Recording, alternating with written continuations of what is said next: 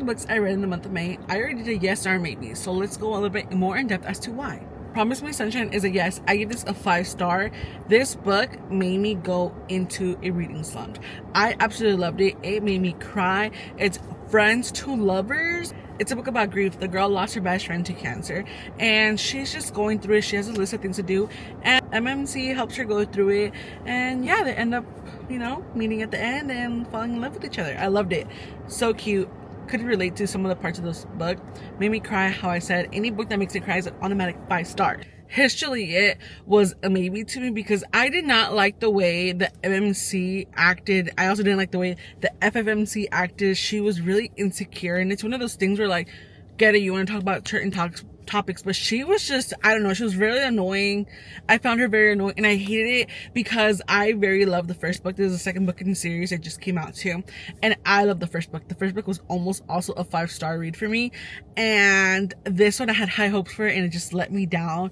And that's what's a maybe, because to me it's just like I could go on without having to read it, if that makes sense. It's Binding 13. I loved this book.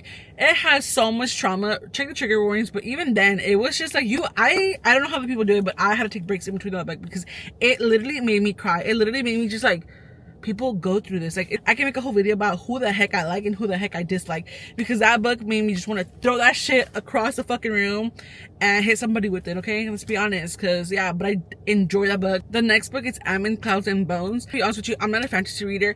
I am trying to get into all like little genres, and fantasy read was so hard for me to get into. I was struggling to like understand what was going on in this book. I was like, wait, what? And I had to reread. I was like, damn, I honestly think fantasy books are not for me. I think I'm just too dumb for them. And like, I wish it was explained as we were going through the story, but it didn't. He didn't grovel as much as I would like him to, but that's just my personal opinion. The last book I read was Wolf. I devoured that freaking book. It did not make me cry, but it didn't give it a 5-star, but it gave it a high rating, and I suggested that you read this book. It's a biker gang biker gang story, and it's a bad boy good girl type of thing, and I loved it. I thought it was so cool. Something about it was something about it, but I really enjoyed that book.